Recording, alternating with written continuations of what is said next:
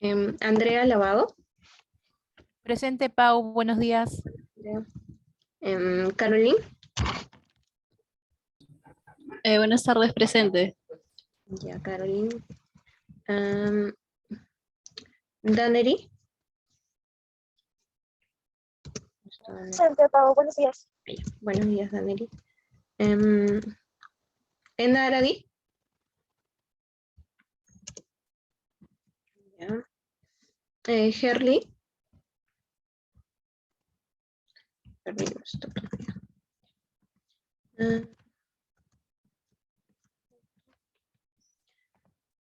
Ya. Jorge. ¿Estás? Está. Josefina. Buenos días, Pau, presente. Hola, Josefina. Josie. Buenos días, Pau, presente. Hola, Josie. Ya. Carla. Buenos días, Pau, presente. Hola, Carlita. Ya. Marisabel. ¿Dónde está Marisabel? Mariana. Mariana. Ya. Miley. Hola, Pau, presente. Hola, Miley. Ya. Melissa. Listo, Melissa. Nayeli. Está Nayeli. Ya, listo. Nicole. Buenas tardes, Pau, presente. Hola, Nicole. Ya, Pamela. Pamela Vázquez. Ya, Patricia. Hola, Pau, buenas tardes. Hola, Pati. Silviana. Ya. Wendy. ¿Dónde está Wendy? Jasmine. Jasmine Fiorella. No. ¿Qué le he puesto? Ahí ya. Pamela Francesca. Francesca. Ya. Darla. Y Flor. Flor está. ¿Alguien que no haya llamado o llame a todos?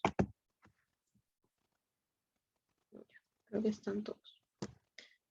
Ya, chicos. Entonces vamos a empezar. Chicas. Chicas. Ya. Ahora sí no creo que tengamos problemas porque ya he visto que sí está, que sí se mueve. Y ahora sí. Esta semana no tenemos problemas. Ya, chicas. Entonces, el día de hoy toca una clase súper importante porque esta clase en realidad le he sacado de mis clases de endocrino y están también en su clase pues, de nutrición, pero no solo les va a servir para este curso, sino para toda su vida, ¿verdad? Porque el tema de hoy es diabetes. Entonces, vamos a empezar hablando primero sobre el páncreas, ¿ya? El páncreas endocrino, en realidad. Entonces, sabemos que en el páncreas lo que tenemos son estos islotes, ¿no? Serían como la unidad básica del páncreas. Y en este caso tenemos varios tipos de células y cada una de ellas va a secretar una hormona distinta, ¿verdad? De aquí las más importantes vendrían a ser obviamente las células alfa que secretan el glucagón y las células beta que secretan la insulina. En realidad son como dos hormonas antagónicas, van a hacer lo contrario de lo que hace la otra. Luego tenemos ya las células, estas son como omega, si no me equivoco, la somatostatina, células G que secretan gastrina y células F que secretan el péptido pancreático, que ya no son tan importantes. Para el día de hoy las que están en rojo. Entonces, vamos a ver que cada una de ellas, como mencioné, tienen dos acciones, ¿verdad? La insulina que vemos por aquí es la que se encarga de actuar cuando la glucosa se encuentra muy alta, ¿verdad? Entonces, la glucosa muy alta en sangre va a necesitar de la insulina para poder ingresar a ciertos tejidos, ¿ya? Por ejemplo, al cerebro y al hígado no se necesita de mucha ayuda en realidad para poder utilizar la glucosa, ¿ya? La glucosa en en el cerebro, en el hígado, entran prácticamente directamente, ¿ya? Porque no puede haber retraso en estos órganos, o sea, no puede haber falta de glucosa, ¿ya? Por eso es que no tienen no necesitan de insulina para poder ingresar a estos órganos. Pero hay órganos que sí, por ejemplo el músculo, ¿verdad? Entonces, para eso necesitamos la insulina. Entonces, la insulina va a sensar, cuando tenemos muy alta la glucosa, va a meter la glucosa dentro de las células. ¿Ya, chicos? En cambio, el glucagón lo que va a hacer es sensar cuando la glucosa esté muy baja, y lo que va a hacer es lo contrario, sacar las células, de las células va a sacar la glucosa. ¿Ya? Eso en realidad, como vemos aquí, la glucosa baja en sangre hace que secretemos glucagón. Luego de secretar glucagón va a haber la degradación del glucógeno, es decir, el glucógeno, esto de aquí, que vemos que está en el hígado, vendría a ser el almacén. Es un almacén, ¿verdad? De la glucosa, ¿verdad? Entonces va a convertir este glucógeno, lo va a destruir, ¿verdad? Lo que ya habíamos almacenado, y lo va a convertir en glucosa. ¿Para qué? Para sacarlo de las células y que se vaya a la sangre y suba, aumente la glucosa. En cambio, la insulina, como habíamos dicho, si está muy alta la glucosa, va a formar glucagón, o sea, va a agarrar varias glucosas y forma el glucógeno, perdón, que es el almacén, ¿verdad? Y así es como disminuye la glucosa. Entonces, es importante que recordemos a esta hormona, ¿ya? La insulina, la más importante, vendría a ser una hormona anabólica. Recuerden que tenemos dos tipos de metabolismo, ¿verdad? El anabólico y el catabólico. El anabólico se encarga de construir o sintetizar. En cambio, el catabólico se encarga de destruir, ¿verdad? Entonces, es una hormona anabólica, nos permite conservar nuestros tejidos. ¿Qué va a estimular? Y aquí lo voy a poner en rojito. La captación de glucosa. La captación de glucosa. Estimula también la glucólisis. ¿Ya? O sea, la utilización estimula que se use la glucosa, ¿verdad? La síntesis de lípidos.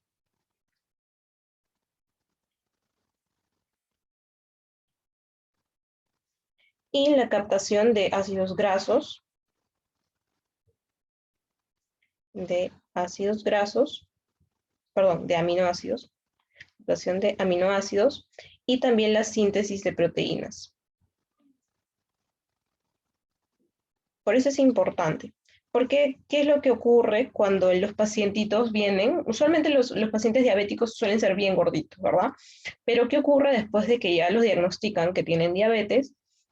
Usualmente los ven que bajan muy, muy rapidito de peso. Esto ocurre porque, como hemos visto, antes de que se dé la diabetes, lo que ocurre es que hay una hiperinsulinemia, ¿verdad? Tratando de compensar estos niveles muy altos de glucosa. Llega un momento en el que tu insulina se acaba, ¿verdad? El páncreas se destruye y ya dejas de producir insulina. Entonces, ¿qué pasa si ya no tenemos insulina? Que era la hormona anabólica. Empezamos a perder todo esto, ¿verdad? Empezamos a perder aminoácidos, ácidos grasos, proteínas, entonces el paciente se baja de peso súper rapidito. ¿Y qué va a inhibir esta insulina? La gluconeogénesis. O sea, no va a permitir que se produzca glucosa por medio de otros, por ejemplo, de proteínas o de grasas, ¿ya? Va a impedir que se haga esto, sino como que va a permitir que más bien usemos la misma glucosa, ¿ya? O sea, que obtengamos la energía de la glucosa, no de las proteínas, no de las grasas, ¿ya? Sino de los carbohidratos. ¿Qué más va a inhibir? La glucogenólisis. O sea, no va a permitir que este glucógeno, ¿verdad? Que teníamos aquí, se destruya. O sea, no permite que agarres el almacén, ¿verdad? De los glúcidos. La lipólisis también. Impide que destruyamos las grasas, y la proteólisis y los músculos, las proteínas. Proteólisis. ¿Ya, chicos? Por eso es que es importante y es una hormona anabólica. Va a impedir que se destruya todo en nuestro cuerpo, ¿verdad? Bien, entonces pasemos a hablar lo que es la diabetes. En realidad no es una enfermedad por sí mismo, sino es un síndrome. Síndrome que va a ser causado, como aquí lo vemos, por una hiperglucemia crónica.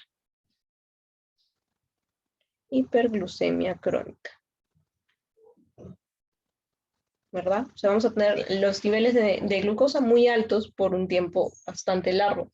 Y esto puede ser por déficit, nuevamente por déficit en déficit en la secreción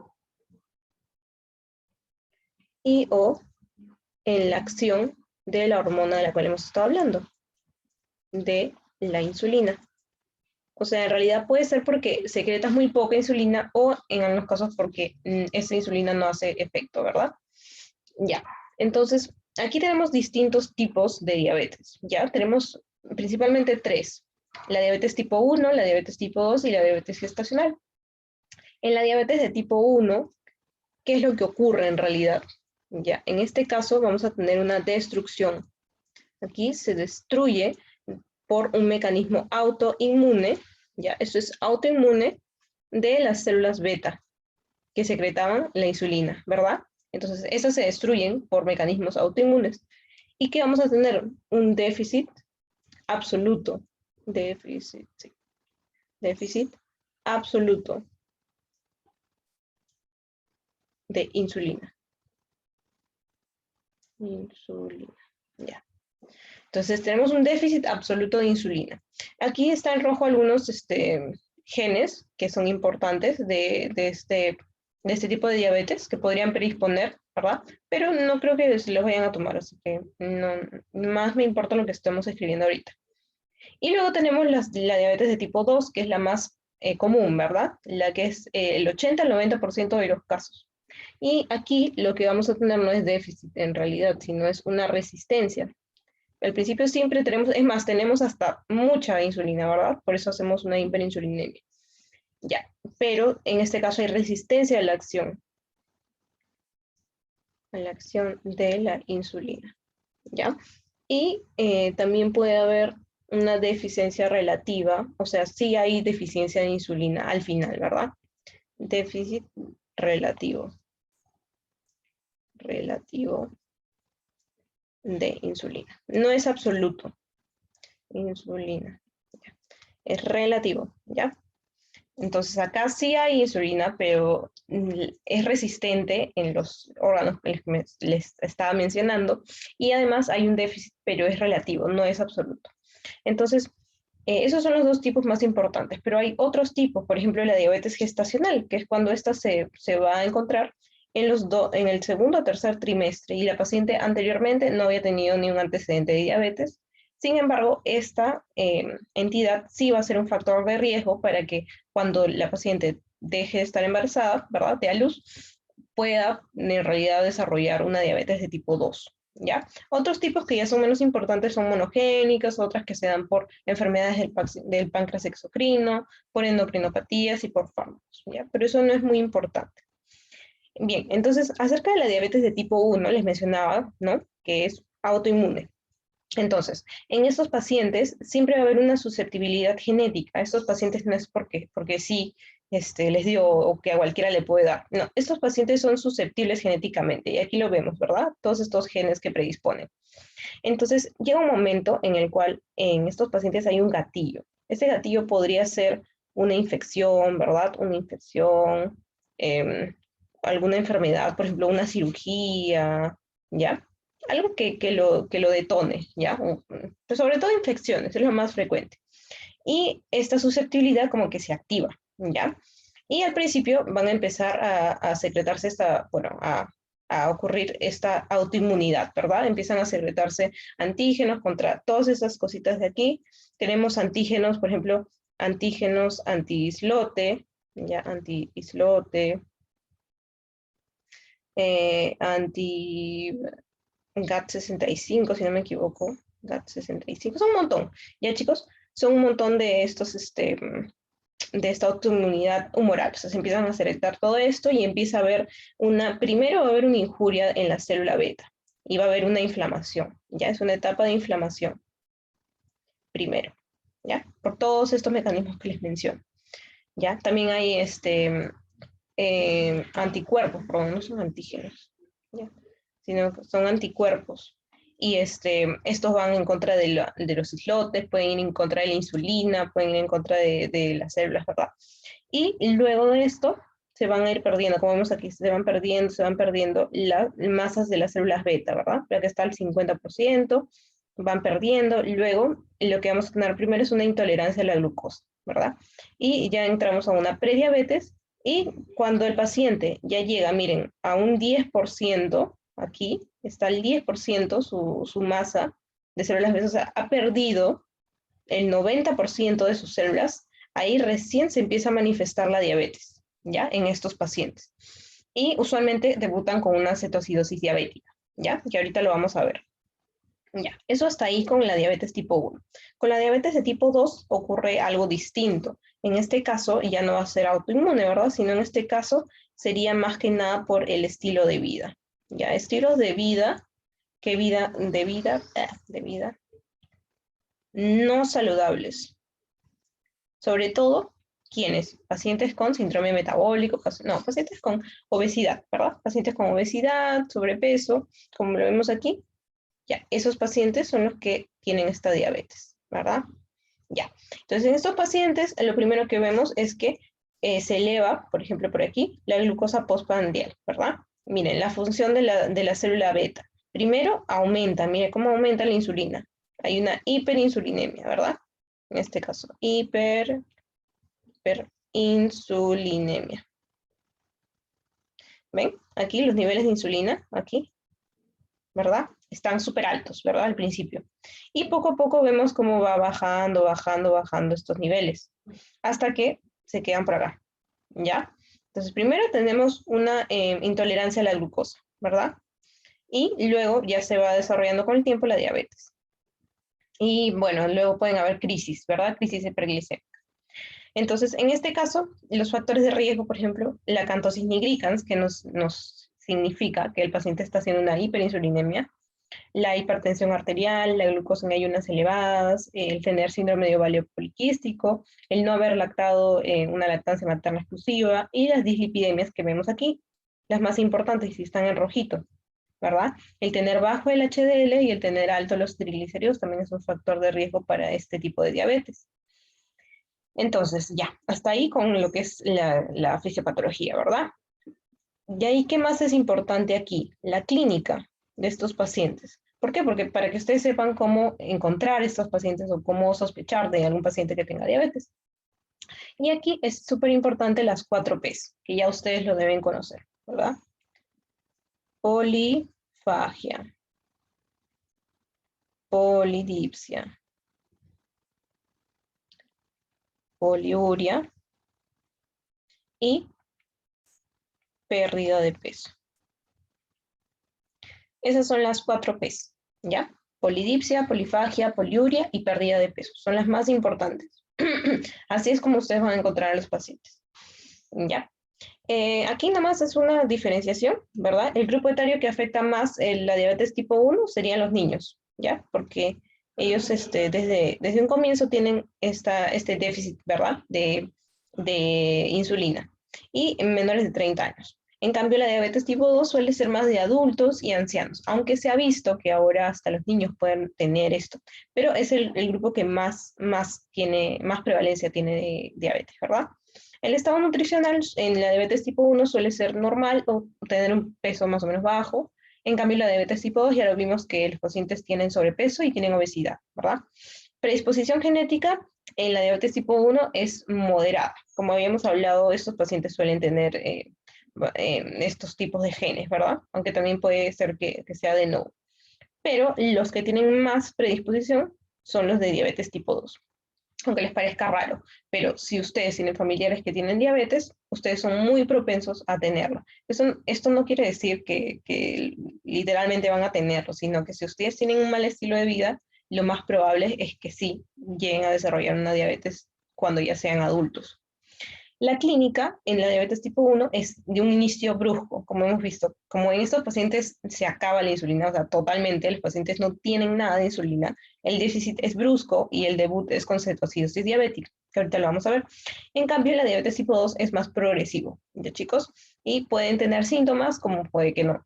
Así que, pero lo más frecuente es que sí encontremos estas 4 P's. La cetosis la encontramos en la diabetes tipo 1 y el tratamiento en estas dos es diferente. En la diabetes tipo 1 lo que vamos a usar es insulina porque estos pacientes no la tienen. En cambio, en la diabetes tipo 2 lo primero que se puede realizar es dieta y ejercicio. Y luego ya utilizar primero metformina y finalmente cuando el paciente está ya descontrolado, una insulina. Listo. Entonces, hablaremos más sobre la diabetes tipo 2, que es la más importante, ya la que vamos a ver. Aquí tenemos al octeto ominoso, se le llama así. Son 8 órganos, 8 funciones que se van a ver alteradas cuando estos pacientes tienen diabetes. ¿Qué ocurre en estos pacientes? Hay un aumento en la gluconeogénesis, ¿verdad? O sea, formamos glucosa a través de otras de proteínas o de ácidos grasos, ¿verdad? Disminución de la secreción de la insulina, o sea, la insulina está baja. Disminución del efecto incretina. Las incretinas vendrían a ser unas hormonas que aumentan la vida media de la insulina, ¿ya? O sea, hacen que dure más, ¿verdad? Entonces, estas están bajas también. Aumenta la lipólisis, empieza a destruir grasa, y al igual que la lipólisis, también el músculo, ¿ya, chicos? Aumento en la reabsorción de glucosa, disminución de la captación de la glucosa a nivel del músculo, si no está alto en sangre, ¿verdad? ¿Por qué ocurre esto? Porque no hay insulina que la pueda meter a la célula. Hay disfunción también de neurotransmisores y hay aumento en la secreción de glucagón, aunque les parezca raro. O sea, si tienes la glucosa alta en sangre, recuerdan que teníamos que se supone que el glucagón solamente actúa cuando tenemos glucosa baja, ¿verdad? Pero ¿qué ocurre en estos casos? Lo que pasa es que los pacientes pueden tener mucha glucosa en su sangre, pero como mencioné, no hay insulina que la pueda meter a los músculos. Entonces tu cuerpo lo toma como que tú no tienes glucosa, porque no ingresa. Entonces, si no tienes glucosa, lo que hace es secretar glucagón para que puedas tener más glucosa, ¿verdad? Entonces es algo un poco irónico, pero tu cuerpo lo toma de esa manera. Si tú no captas la glucosa es porque no hay glucosa y va a secretar más glucosa. Entonces, por eso esos pacientes llegan a tener a veces unas hiperglucemias súper altas. ¿Ya, chicos? Ya. De aquí que es importante, y esto para toda su vida, por favor, que se acuerden del diagnóstico. ¿Ya, chicos? El diagnóstico se va a hacer a través de 2 pruebas, ¿ya, chicos? 2 pruebas siempre. Nunca con una sola prueba le van a decir al paciente que es diabético. Solo con 2 pruebas. En el único caso en el cual podrían ustedes diagnosticar una diabetes con una sola prueba es cuando ustedes tienen una glicemia al azar que es mayor o igual a 200 y el paciente además está haciendo una crisis hiperglicémica, o sea, una cetocidosis o un estado hiperosmolar, o estos pacientes vienen con polidipsia, poliuria, polifagia y pérdida de peso. Es el único caso en el cual se toma una sola prueba, ¿ya? Ya aquí no necesitas confirmarlo con nada, porque el paciente te está haciendo los síntomas y aparte su glicemia está súper alta, ¿ya? Pero en los demás casos necesitas 2 pruebas, o sea, todas estas 3, ¿ya? Estas otras 3 necesitas las 3 pruebas. Entonces, ¿qué es lo normal? Lo normal es cuando tú estás en ayunas, tengas menos de 100 de miligramos por decilitro de glucosa. Eso es lo normal. Con la glicemia con sobrecarga oral a las 2 horas, ¿ya? De glucosa anhidra, lo que debes tener es menos de 140.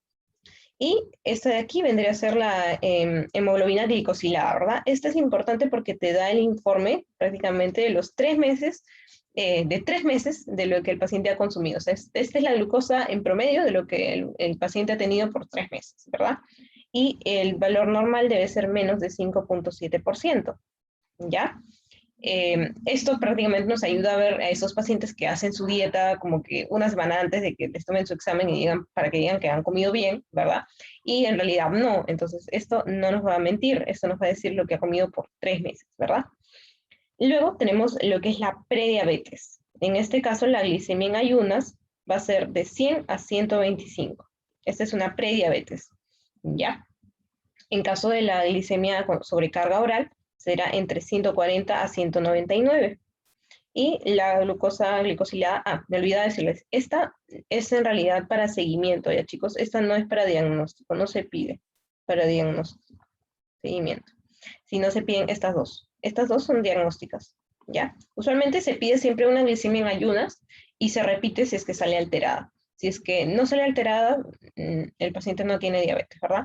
Pero, por ejemplo, si sale un paciente con una glicemia basal que está en rango de prediabetes, lo más común es que les manden a hacer una sobrecarga oral para confirmar si es que solamente es una alteración en ayunas o si es una diabetes en realidad. Ya, entonces aquí es 5.7 hasta 6.4. Y en los casos ya de diabetes, será cuando la glicemia en ayunas es mayor o igual a 126, la sobrecarga oral mayor o igual a 200, y una glicemia hemoglobina glicosilada mayor o igual a 6.5. Ya, chicos, esos son los valores, por favor, estos se lo graban, nunca se lo vayan a olvidar.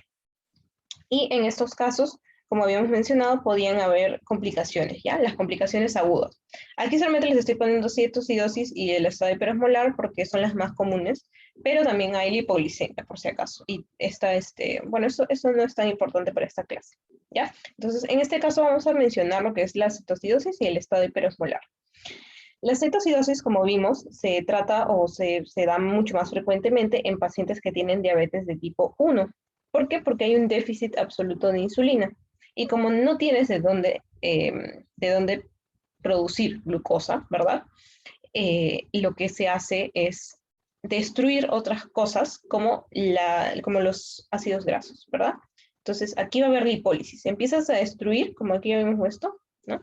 Empiezas a destruir la grasa y de ahí vas a empezar a tomar la energía, ¿verdad? ¿Por qué? Porque la grasa, como habíamos visto, claro, los lípidos nos brindaban unos 9 kilocalorías de energía, ¿verdad? Más que las proteínas encima. Así que, ¿qué ocurre cuando hay lipólisis? Que vamos a tener cuerpos cetónicos, o sea, la degradación de estos ácidos grasos nos van a hacer que formemos lo que es los cuerpos cetónicos. ¿Y cuáles son estos? Y se los menciono acá porque son importantes. Acetona, acetato y beta-hidroxibutirato. Son unos nombres un poco feos, pero estos tres no se los vayan a olvidar. Son los tres que vamos a encontrar en diferentes partes. Por ejemplo, la acetona la van a encontrar cuando ustedes, con el aliento cetónico de estos pacientes. Dicen que el olor del aliento de estos pacientes es como de manzana, y eso lo da la acetona. El beta-hidroxibutirato, si no me equivoco, lo encuentran en sangre. Sí, lo encuentras en sangre. Esto lo mides en sangre y ahí vas a encontrar. Y el acetoacetato lo podemos encontrar en la orina. ¿Ya? Eso es cuando ves en orina cuerpos cetónicos, te ponen 2 cruces, 3 cruces, ya, ese es el acetoacetato. ¿Ya? Entonces, en estos pacientes lo que vamos a tener más característicamente es un dolor abdominal, ¿ya?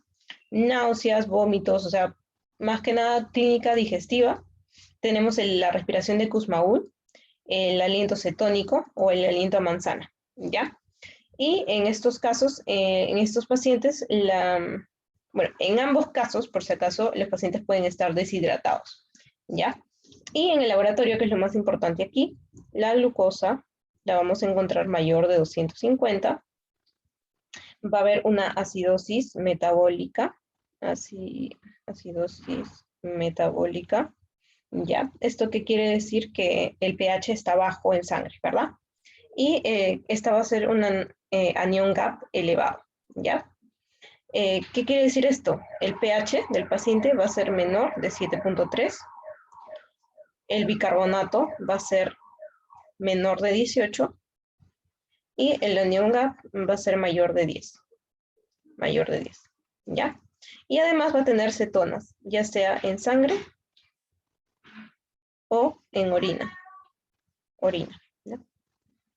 Ya. Entonces, eso es con respecto a la cetoacidosis. En cambio, en el estado hiperosmolar lo que tenemos es una hiperglicemia marcada. Aquí hay mucho más, va a estar mucho más elevada la glicemia y va a haber diuresis osmótica, o sea, el paciente se va a deshidratar. ¿Por qué? Porque tiene demasiada concentración de glucosa en sangre, ¿ya? Entonces, es un estado de hiperosmolaridad. Recuerdan que la osmolaridad la dan los electrolitos, ¿verdad? Pero dentro de eso también está la glucosa. Entonces, estos pacientes van a venir sobre todo con alteración de conciencia, ¿ya? Los otros, recuerden, dolor abdominal, gastrointestinal, ¿ya? Casi todo es gastrointestinal acá. En cambio, aquí ya es alteración de la conciencia, pueden venir con shock, ¿ya? Los pacientes deshidratados van a ver que sus mucosas están secas. y es más frecuente en la diabetes tipo 2. Eso no quiere decir que no pueda pasar en diabéticos tipo 1, ni que al revés, o sea, que la cetoacidosis se pueda presentar en un paciente diabético tipo 2. Pero en este caso lo que vamos a tener es una glucosa mayor o igual a 600, ¿ya? Es mucho más alto, como pueden ver. Y la osmolaridad plasmática, ¿ya? Plasmática va a ser mayor de 320, cuando lo normal es más o menos entre 280 hasta 290, por ahí, ¿ya? Entonces, muy alta está la osmolaridad. Eso es lo más importante, ¿ya, chicos? Y esa es la diferencia entre esas dos entidades. Finalmente, para terminar ya con la clase, el tratamiento es súper fácil, no se lo van a olvidar. En la diabetes tipo 1 van a utilizar insulina, ¿no? Si no tiene insulina, dale insulina. Primero una insulina basal y con una insulina prandial. Esto se refiere a que hay una insulina que la puedes usar, que te va a durar todo el día, ¿ya? La insulina basal es la que te dura todo el día. Y aquí la tienen, los tipos de insulina, eso ya lo revisan después. Y la prandial es la que usan después de comer, o sea, después de los alimentos, ¿ya? Y esta es subcutánea o en infusión continua. Ya, listo. Y hay un montón de dispositivos para estos chicos, para que no se estén aplicando todo el día, ¿verdad? En cambio, en diabetes tipo 2, lo primero que íbamos a hacer es dieta y ejercicios, ¿ya? Es lo primero. Luego de que estos pacientes, por 3 meses más o menos, bueno, lo pueden dar hasta por un mes, ya ustedes ya lo van a ver cuando sean médicos, ¿verdad? Ustedes van a evaluar, obviamente es que si un paciente les viene con un estado hiperosmolar, en la vida le van a dar dieta y ejercicios, ¿verdad? Ya ustedes van a tener que discernir a cuál le vas a dar una dieta de ejercicios y inmunoterapia o no, ¿ya? Entonces, miren, luego de que esto no ha funcionado, ¿verdad? O que ustedes vean que aparte de la dieta y ejercicios el paciente va a necesitar fármacos, van a iniciar con monoterapia, ¿ya? Y la monoterapia es con metformina. Es la de elección, metformina. En caso el paciente no llegara a la meta hasta el próximo control, a esta metformina le vas a sumar cualquier otro antidiabético, ¿ya? Cualquiera. Hay un montón, sulfonilureas, tiazolinidionas, ya, cualquiera, ¿ya? Ahorita no interesa eso. Si este paciente no llega a la meta, nuevamente, esta de aquí, más 2 de estos antidiabéticos. Y si no llegara a la meta, luego de estos 3, ¿no? De una terapia triple, recién pasas a la insulinoterapia. Primero al paciente le vas a indicar una insulina basal, ¿ya? La insulina basal. Podría ser la NPH, glargina, aquí tienen los tipos, ¿ya? Los tipos de insulina, que no me interesa mucho que se aprendan ahorita, y en caso no llegar a controlar, le suman una insulina basal, ¿ya? Insulina prandial. Ya, listo. Nada más, eso es. Eso es todo con respecto al tratamiento de la diabetes. ¿En qué casos, esto es importante, en qué casos no le van a dar, obviamente, una monoterapia? Cuando la hemoglobina que le salga, la hemoglobina glicosilada sea mayor o igual a 8.5, vas a iniciar con una terapia dual. Y si la glucosa está más de 300 o ya está esta hemoglobina glicosilada más del 10% y los síntomas son muy marcados, como un coma hiperosmolar hiperglucémico, ¿verdad? Ya le vas a pasar directamente a una insulinoterapia. O sea, glucosa más de 300 ya nos está diciendo que un estado hiperosmolar hiperglicémico se va a tratar con insulinoterapia, ¿verdad? Y los síntomas marcados, todo esto, insulinoterapia de frente, ¿ya? Listo. Y para concluir con esta clase, esta parte, ella es un poquito, esta parte es también importante porque esto viene en el examen, y en el examen que les voy a tomar ahorita. La fructosa es importante, nos mencionan en su clase, que en estos pacientes con diabetes se debe evitar en lo posible comer mucha de esta fructosa, o sea, lo que encontramos en las frutas, ¿verdad? Frutas muy dulces, por ejemplo, el plátano, chirimoya, ¿verdad? ¿Qué más? Piña, de repente, ya. ¿Por qué? Porque dicen que pueden elevar los triglicéridos, ¿ya? el ácido úrico y también va a producir resistencia a la insulina. Así que se debe controlar bastante el consumo de mucha fructosa en estos pacientes. Y también nos hablan de un índice o un índice glicémico, ¿ya? Este índice glicémico corresponde a la glucosa pura que nosotros vamos a consumir, ¿verdad? O sea, es este índice se va a elevar con respecto a lo que tú vayas a comer. Por ejemplo, más bien se habla de alimentos con índice glicémico. O sea, es una propiedad que tienen los alimentos. Por ejemplo, el pan. Nos dicen que el pan tiene un índice glicémico más o menos de 100. Así que mientras más alto es este índice glicémico, quiere decir que más rápido va a elevar tu glucosa y va a elevarla mucho más que otros tipos de alimentos. Por ejemplo, una manzana con cáscara a una manzana sin cáscara tienen diferentes índices glicémicos. Una manzana con cáscara puede tener, no sé, un índice de 40, en cambio una manzana sin cáscara puede tener un índice glicémico de 60, ¿me entienden? O sea, es una cantidad que nos va a decir, mire, si esta cantidad es mayor de 70, nos está diciendo que el índice glicémico es muy alto. O sea, cuando consumas este alimento, tu glucosa va a subir muy rápido y además va a subir bastante. En cambio, los que son en el rango medio vendría a ser 56 a 69 y aquellos que tienen menos de 55 son considerados bajos, ¿verdad? Entonces recuerden consumir siempre sus frutas con cáscara y tratar de consumir en lo posible poco de alimentos como el arroz blanco, que es muy diferente a comer arroz integral, ¿verdad? Es un arroz refinado, por así decirlo. Entonces, este tiene un índice glicémico muy alto, al igual que el pan. Así que de eso nos habla este índice, ¿ya? Es, como dice aquí, el valor dado como referencia a la glucosa pura, o sea, lo que eleva este índice, ¿ya? Listo. Y eso sería la clase de hoy, chicos. ¿Alguna duda?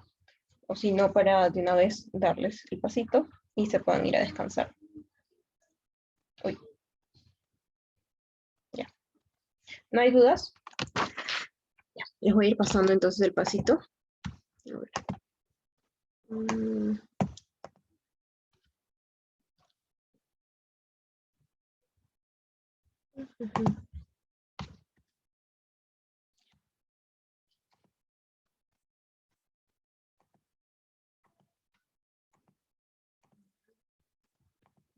Listo. A ver. Como siempre, chicos, tienen 5 minutos. Así que empiecen.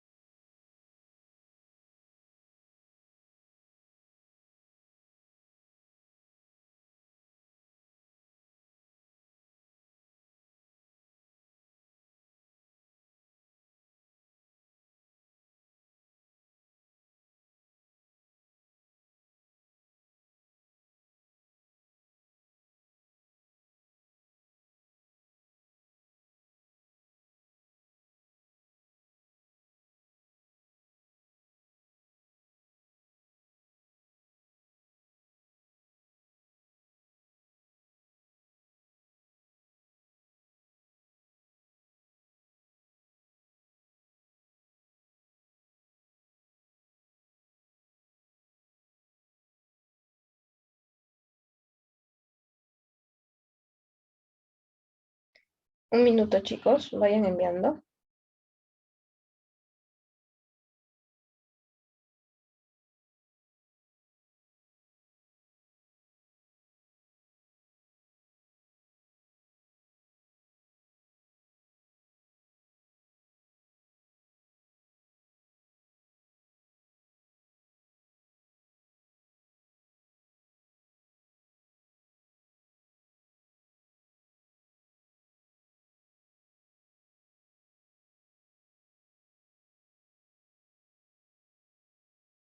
Treinta, 20 segundos, chicos.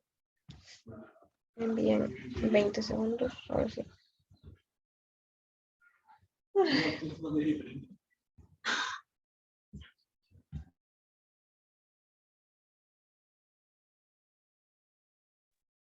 Ya, les quedan 5 segundos. 4, 3, 2, 1. Ya. Ya, chicos, a ver.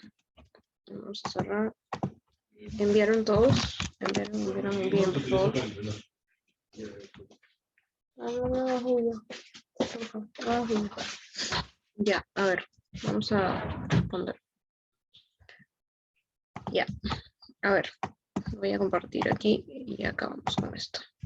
Ya. Entonces, la primera pregunta. A ver. Me responden, por favor. Un paciente con niveles de leucemia post ingesta de glucosa nidra tiene 160 miligramos por decilitro. ¿Qué sugiere este cuadro?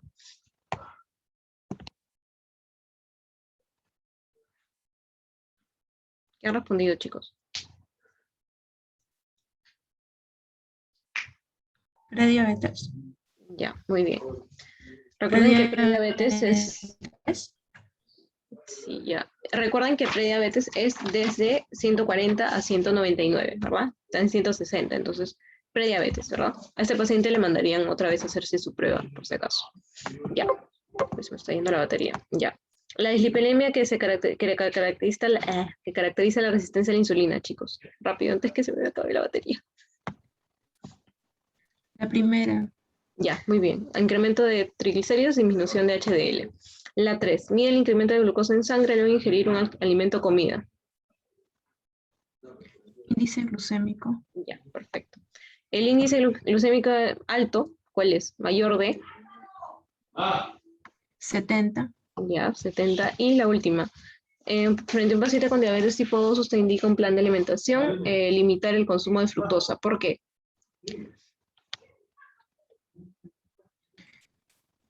El exceso puede producir elevación de los triglicéridos. Ya, perfecto. Sí, esa es. Listo, chicos. ¿Tienen alguna duda? ¿O ya todo claro esta clase? Ya, ya. Entonces, si no hay dudas, cualquier cosa igual me escriben y ya nos vemos la próxima semana, chicos. Ya, que les vaya muy bien esta semana. Cuídense mucho, por favor. Gracias. Hasta luego. Vacúnense. Gracias, Pau. Hasta luego. Gracias. Bye.